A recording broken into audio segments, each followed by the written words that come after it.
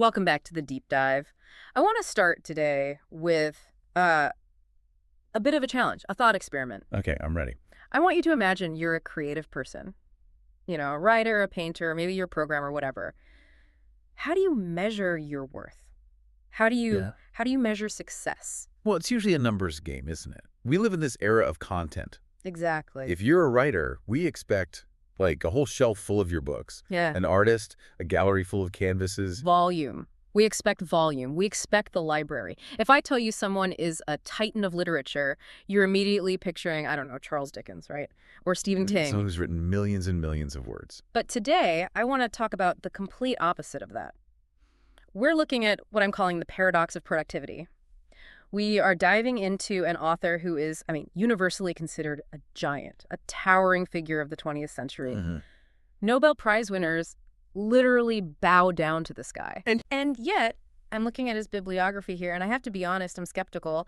If you take his entire life's work, the stuff that really matters, and you stack it on a table, it's what's the size of a deck of cards? It's roughly 300 pages.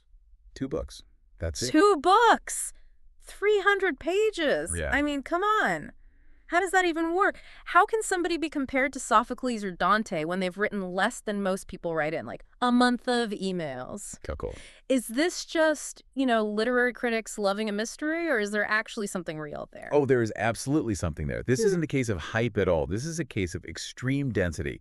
We're talking about Juan Rulfo. Juan Rulfo. And to understand Rulfo, you have to completely throw out your normal metrics of productivity. You have to get that he didn't just write stories. He distilled an entire country, an entire history of trauma into this potent, terrifying concentrate. Concentrate is a really good word for it. And he captured the soul of rural Mexico.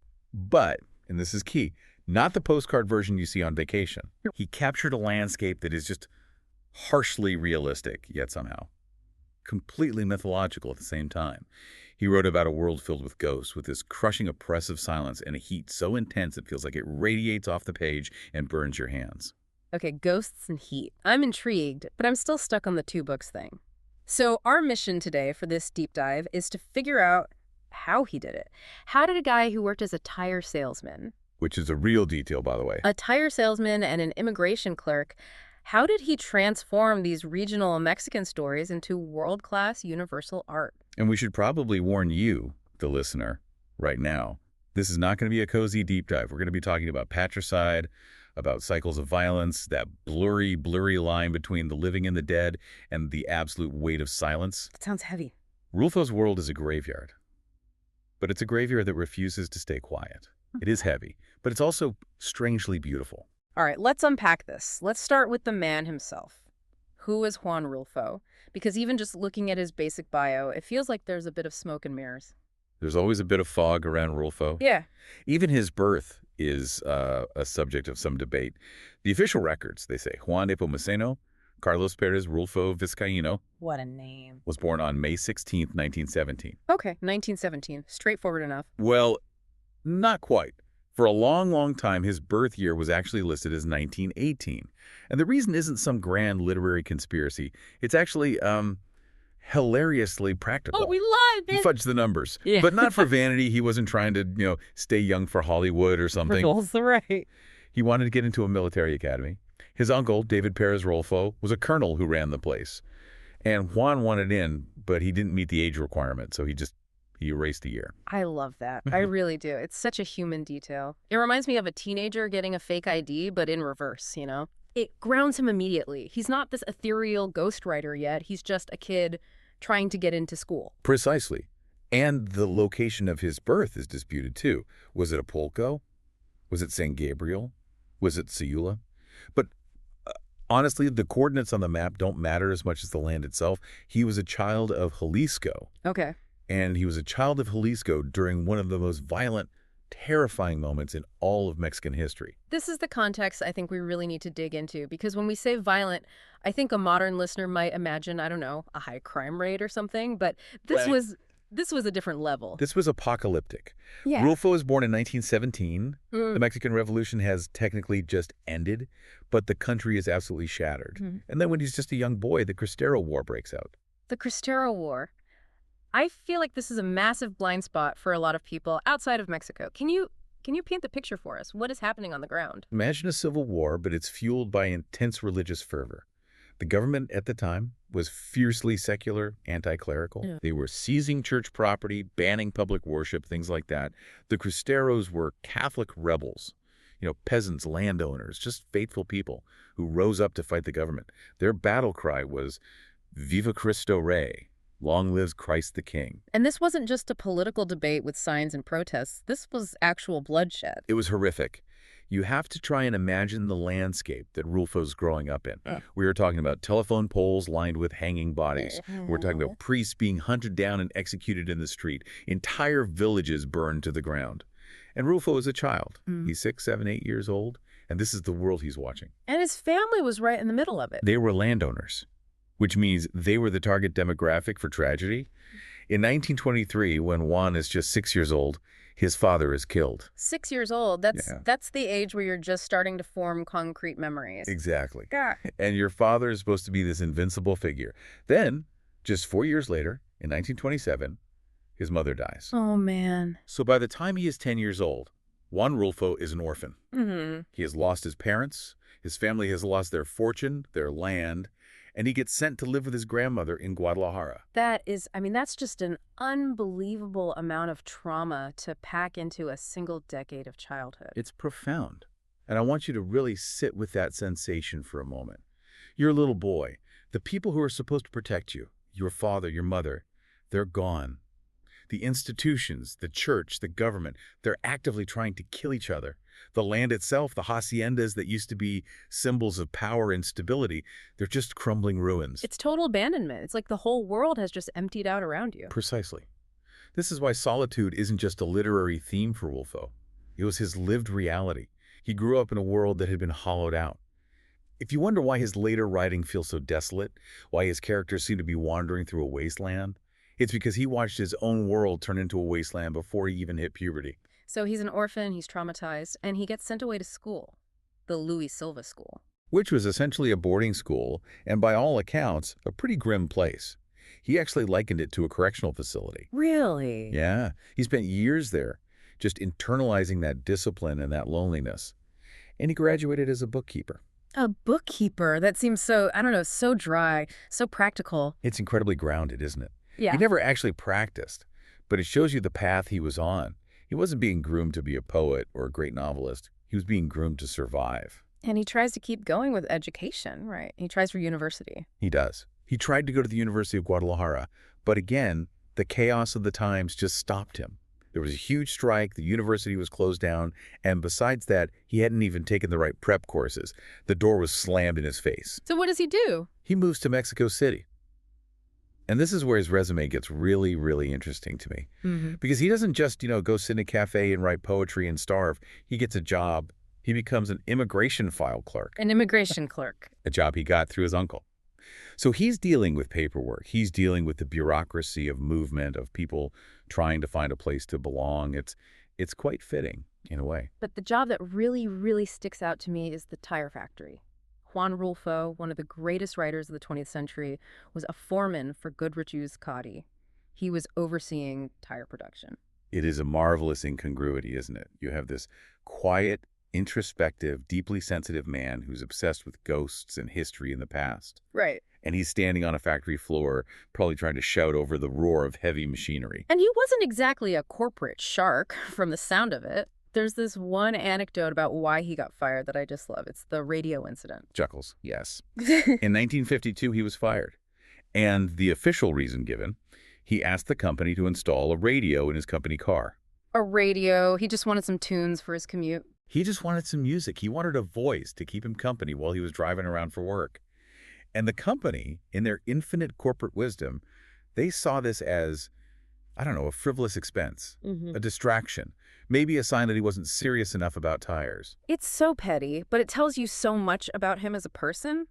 He's seeking connection. He's seeking something, anything to fill the silence. And the corporate world just spits him out for it. But here's the thing.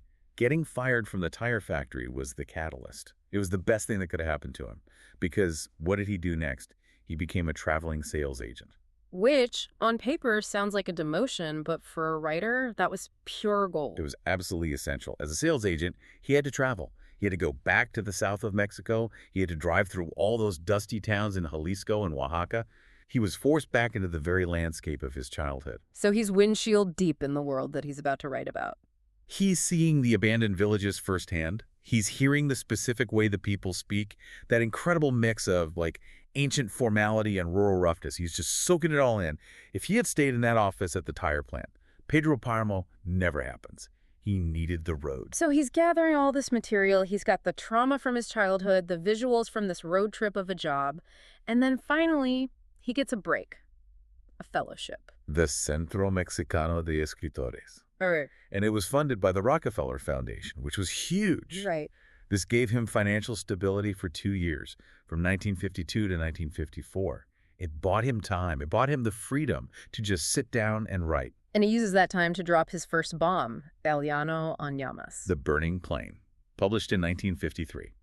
Now, I want to challenge the idea that these are just short stories, because when I was reading the summaries, they feel more like, I don't know, like nightmares captured on paper. They're stark. They're these little vignettes of survival. The style is often called harsh realism. What does that mean exactly? Harsh realism. How is that different from just regular realism? Well, think about how rural life was often portrayed in literature at the time. There was a lot of what they called folklore, happy peasants, colorful traditions, the noble savage trope. Romanticized poverty, basically. Exactly. Rulfo stripped all of that color out. His Mexico is gray, it's dry, and it's bloody. There is absolutely no romanticism here. The land doesn't give you bountiful fruit. It gives you dust and rocks. Let's look at a specific one. Dis que no me matum. Tell them not to kill me. Because this story, man, it stressed me out just reading the plot summary. It is a masterclass in building tension. A perfect story. So set the scene for us. We open on an old man. His name is Juvencio Nava. He's tied up. He's been captured. And he's pleading, just desperately pleading with his son, Justin. He's begging him, go back. Tell them not to kill me. Tell them I'm just an old man. I'm not worth the trouble. The desperation is just palpable. He's absolutely terrified. He's pathetic, really. He's crying. But then we learn why he's about to be executed. And it's not some random mistake. 40 years ago, 4 decades, Juvencio killed a man. And it was over a dispute about livestock, right? Something about grazing land. A classic land dispute. Juvencio killed his neighbor, a man named Don Lupe. And for 40 years, Juvencio has been on the run. He's been hiding. He has spent his entire adult life looking over his shoulder. Yeah. He thought he'd made it. He thought, I'm an old man now. Who even cares about a murder from 40 years ago? But someone cared. Oh, yeah. The colonel who ordered his capture. And the twist, and it's a genuine gut punch, is that the colonel is Don Lupe's son. The orphan. The orphan who grew up without a father because of what Juvencio did. It's this perfect, inescapable biblical cycle of violence. It's Cain and Abel played out in the Mexican desert. Wow. It's the idea that you can run to the ends of the earth, you can age, you can wither away, but the blood you spilled is still fresh somewhere. The past is never, ever past. And the colonel doesn't even want to look at him, right, in the story. No. He orders the execution without even facing him. It's so cold. It implies that in Rulfo's world, there is no forgiveness, there is no redemption, there is only the debt, and eventually the debt gets paid. Then there's no aisladar los perros. Do you hear the dogs barking? This one. The central visual is just seared into my brain. It's iconic. An old father carrying his adult son on his back. Just physically, and think about that for a second. The sheer weight of carrying a grown man. Through the dark, over this rough, rocky terrain. The son, his name is Ignacio, is wounded. He's dying. And the father is trying to get him to a doctor in the next town over, a place called Tenaya. And the conversation they have while he's carrying him, it's not a warm father-son bonding moment. It is absolutely brutal. The father is literally carrying the physical weight of his son, but verbally he is just destroying him. He's telling him, you are trash, you're a bandit, you killed innocent people, you even killed your own godfather. Oh, He says, I'm not doing this for you. I'm doing it for your dead mother. She would have wanted this. He's cursing him while he's saving his life. Exactly. It captures the complexity of family duty in that culture. You cannot abandon your blood, your own son, even if your blood is rotten. The obligation is absolute. And the title. Do you hear the dogs barking? Where does that come in? The father can't see well in the dark, and his ears are covered by the son's legs, which are wrapped around his neck. Wow. So he keeps asking, Ignacio, can you hear anything? Tell me if you hear the dogs. Because dogs barking means they're close to a town. It means civilization. It means help. And the son, what does he say? The son just mumbles. He says he doesn't hear anything. And eventually, he stops answering altogether. The father just keeps walking, keeps scolding him, keeps asking about the dogs. When they finally reach the town and the father puts him down, Ignacio's limp. He's likely been dead for a while. Yeah. And the father realizes the dogs were barking the whole time. So the son either didn't tell him or he just couldn't tell him. That's the awful ambiguity of it. Did the son just die silently on his back? Or did he purposefully withhold that little bit of hope from his father as one final act of cruelty? Or was the father just deaf to the world because of his own grief and his own burden? It's a story about the absolute tragic failure of communication between generations. God, that is so bleak, but it feels universal. You know what I mean? Like, you don't need to be a Mexican peasant from the 1920s to understand the weight of a disappointing child or a judgmental parent. And that is the universal leap that Rulfo made. He took these very specific local characters, people with ponchos and machetes and very regional problems, and he gave them the existential weight of a Greek tragedy. He showed that a poor farmer in Jalisco has the same internal complexity as Hamlet. So the Burning Plain establishes him. He's a master of the short story. But then comes the big one, the novel, Pedro Páramo. 1955. This is the book that changed everything for Latin American literature. But reading about it, it sounds like a puzzle box. It sounds intentionally confusing. It is notoriously difficult. Yeah. If you pick up Pedro Páramo expecting a normal story with a clear beginning, middle, and end, you are going to be incredibly frustrated. The premise starts simple enough, though. A quest. The first line is one of the most famous in Spanish literature. I came to Comala because I was told that my father, a man named Pedro Páramo, lived here. Okay, simple. The narrator, Juan Preciado, promises his dying mother that he will go find the father he's never met. So he travels to his mother's hometown, Comala. And Kamala is hot. It's suffocating. Rulfo describes the heat as if there's no air, only fire. He says it's the very mouth of hell. And the town is empty. It's completely abandoned. But he meets people. He has conversations. He does. He hears voices. He talks to a woman here, a man over there. But slowly, and this is the creeping horror of the book, the reader starts to realize that something is fundamentally wrong. Oh. The timeline doesn't match up. The people he's talking to, they talk about things that happened years and years ago as if they're happening right now. And I'm going to spoil it because the book is almost 70 years old. They're ghosts. They are all dead. Juan Preciado has walked into a town populated entirely by ghosts. But they aren't, Casper the Friendly ghosts. They aren't floating sheets. They are echoes. They are memories trapped in the dust, replaying their traumas over and over again for eternity. I saw a comparison to video games, actually, which I thought was brilliant, like Dark Souls or Elden Ring. Oh, that's good. You walk into this ruined world, and you have to piece together the story by reading item descriptions and listening to these cryptic NPCs who might be dead or insane or both. You, the player or the reader, have to do the work of assembly. That is a perfect analogy. Pedro Páramo is not a movie you watch. It's a ruin you explore. The narrative is deliberately shattered. One paragraph, you are with Juan Preciado in the present, and the very next paragraph, you are 30 years in the past, watching Pedro Páramo, the father, the villain of the story, rise to power. Let's talk about Pedro Páramo, the man, because he's the center of gravity for this whole dead town. He is the cacique, the local boss, the strong man. He owns the land. He owns the law. He sleeps with every woman he wants, fathers dozens of illegitimate children, and abandons them all. He's the source of all the rot. Comala is dead because Pedro Páramo squeezed every last drop of life out of it for his own selfish reasons. So that search for the father quest. Yeah. Usually in literature, that's a noble thing. You find your dad, you learn who you are, you have a moment of connection. Rulfo subverts that completely. In his world, you find your father and you realize he's a monster. You realize your very roots are poisoned. It's a devastating critique of patriarchy, of that strong man figure that dominated so much of Mexican history. And Rulfo, he really struggled to write this, right? It wasn't like he just sat down and channeled it in a weekend. Oh, no. He wrote letters to his fiancée, Clara, talking about his deep anxiety over it. He kept changing the title. For a while, he was going to call it Una estrella junto a la luna e star next to the moon. Which sounds like a romance novel. Totally the wrong vibe. Way too soft. Then he called it Los Murmullos, the murmurs. I actually really like that one, the murmurs. It perfectly captures the sound of the book, all those ghostly whispers. It does. It captures the atmosphere. Yeah. But he eventually settled on Pedro Páramo, and I think that was the absolute right choice. Because ultimately, the book isn't about the whispers, it's about the man who caused them. It anchors the ghost story in a concrete reality of power, greed, and corruption. So he releases this experimental, fragmented, ghost-filled masterpiece in 1955, and the world goes crazy for it, right? Bestseller lists, parades, the whole thing. Complete and utter silence. It was a massive flop. I still can't get over this part of the story. How did nobody see what this was? It sold 2,000 copies in the first 4 years. That is nothing. That's GarageBand demo tape numbers. So why didn't people get it? Was it just too weird? It was too weird. You have to remember the context. In the 1950s, Mexican literature was still fairly traditional. Narrative had rules. Time moved forward in a straight line.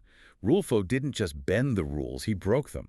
He smashed the clock. He blurred the line between life and death without ever stopping to explain it. Most critics looked at it and just said, this is a mess. It's confusing. It's a failed experiment. They thought the shattered structure was a bug, but it was the main feature. Exactly. It took years for readers and other writers to catch up. It took a whole new generation to look at it and say, wait a minute, this isn't a mess. This is a labyrinth. And it's brilliant. And speaking of that new generation, we have to talk about the big aha moment, the Gabriel Garcia Márquez connection. Because this part of the story is the stuff of literary legend. It really is. I want you to picture Gabriel Garcia Márquez in the early 1960s. He's living in Mexico City. He's already written 4 books, but nobody really cares about them. He's frustrated. He feels completely blocked as a writer. He's got this idea for a big family saga, what would become 100 Years of Solitude, but he can't find the key, right? He can't figure out the tone. Exactly. He knows he wants to write about his grandmother's stories, these amazing stories where magic and reality just coexisted. But he doesn't know how to write it. Does he make it a fairy tale? Does he make it a joke? He's stuck. And then a friend hands him a slim little book. His friend, another writer named Alvaro Mutis, literally throws Pedro Páramo at him and says, read this, damn it, so you can learn. And Gabo reads it. He reads it twice in one night. He enters a state of absolute shock. He later said he was so stunned by it that he could recite the entire book from memory forwards and backwards. Because Rulfo showed him the trick. He showed him that you can write about ghosts and magic with a completely straight face. Yeah. You don't have to explain it. You don't have to justify it. You just state it as a fact. The dead man walked into the room, period. That flat, deadpan accepting tone became the absolute foundation of magical realism. So no Rulfo, no Macondo, no 100 Years of Solitude as we know it. Almost certainly not. Garcia Márquez himself said that Rulfo's 300 pages are, and this is a direct quote, as durable as the pages that have come down to us from Sophocles. Wow. He basically admitted that Juan Rulfo provided the blueprint for the entire Latin American boom of the 60s and 70s. So Rulfo is finally validated. He's a genius. He's the godfather of a global literary movement. And now everyone is waiting for the next book, the third book, the follow-up masterpiece. And they waited. And they waited. And they kept on waiting. A great silence. From 1955 until his death in 1986, Juan Rulfo published no more major works of fiction. 30 years. A 30-year silence. 3 decades. Why? This is the million-dollar question for me. Why would you stop when you've just fundamentally changed the world of literature? There are so many theories. Rulfo himself liked to joke about it. He had this line he would use in interviews. He'd say, well, my uncle Celerino, who was the one who told me all the stories, he died. So I have nothing left to tell. That's cheeky. Blame it on the dead uncle. I like it. But the truth is probably a lot more complicated and a lot more painful. I mean, imagine the pressure. You have written a book that Gabriel Garcia Márquez compares to the ancient Greeks. How do you possibly write a follow-up to that? Yeah. Every single sentence you write from that point on is going to be measured against Pedro Páramo. That is a paralyzing amount of pressure. It's the ultimate sophomore slump fear, but on a global scale. And then there's also the story of the destroyed novel. He told several interviewers that he was working on a book set in Mexico City, an urban novel called La Cordillera. And he destroyed it. He threw it away. He claims he threw it in the trash. He said it was bad, but you have to wonder, was it actually bad? Or was it just a different?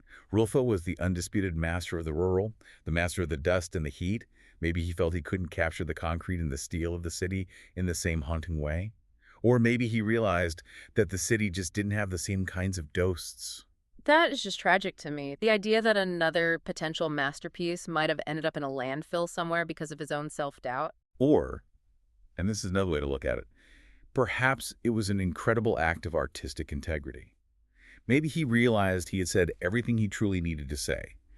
He didn't want to become a content factory. He didn't want to dilute his perfect tiny legacy with mediocre books just to keep his name on the shelves. There's a real dignity in that, isn't there? I said what I had to say, and then I stopped. And he didn't stop creating. This is the part that people often forget. He just changed his medium. He picked up a camera. The photography, I was looking at these images in our source material. They are absolutely stunning. They're so stark. They're all black and white, very high contrast. And they look exactly like his stories feel. Yeah, they do. Pictures of crumbling ruins, of indigenous women wrapped in rebozos with their faces in shadow, of a single cactus standing against a harsh, empty sky. He took over 6,000 photos. The Juan Rulfo Foundation has all the negatives. He was a visual poet. So he just changed his tools. He went from writing ghosts to photographing them. And he went back to work. A real steady job. For the last 20 years of his life, from 1962 until his death, he worked at the National Institute for Indigenous People. Doing what? He was an editor. He worked on anthropology texts and publications about indigenous cultures. So he was preserving the very culture that inspired his work in the first place. Exactly. He wasn't out there chasing celebrity or trying to force another book. He was quietly serving the communities that gave him his stories. He was a humble man right up until the end. He died in 1986, lung cancer. Leaving behind just those two thin little books. But they're two books that weigh more than entire libraries. It really makes you rethink the whole hustle culture mindset, doesn't it? The constant pressure to produce, to publish, to post. It absolutely does. Yeah. Rulfo is the ultimate proof that you don't need to be loud to be heard. You don't need to post every day. You don't need to flood the market with content. You just need to be true. If you write one true sentence, it will outlast a million hollow ones. One true sentence. That's the goal, isn't it? That is the lesson of Juan Rulfo. Well, we've reached the end of our journey through the ghost town of Comala. If you haven't read The Burning Plain or Pedro Páramo, you have to. They are so short. You can read them both in a weekend. But I promise you, they will haunt you for a lifetime. Just, maybe don't read them alone in the dark. Chuckles. Solid advice. Now, before we sign off, as always, I want to leave you with a provocative thought to chew on. We talked about that destroyed novel, the city book that Rulfo threw away, maybe because it didn't fit his rural master image. The lost possibility. My question to you is this. What masterpiece are you destroying right now? What idea, what project, what side of your own self are you throwing in the trash because it doesn't fit the brand that everyone expects from you? Are you killing your own city novel just because everyone expects you to stay in the country? That is a terrifying question. Think about it. Thanks for listening to The Deep Dive. We'll see you next time.